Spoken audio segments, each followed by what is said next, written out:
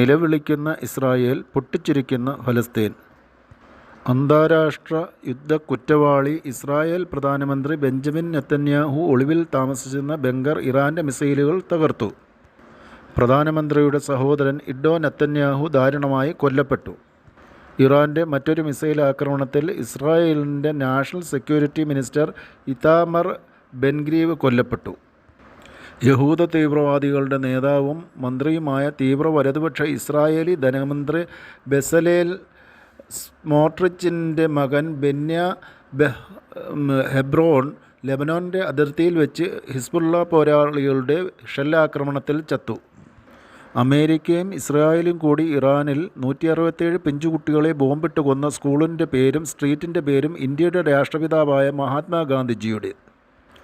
Walking history YouTube channel. നേരിനൊപ്പം ചരിത്രത്തിനൊപ്പം. Like ചെയ്യുക, ഷെയർ ചെയ്യുക.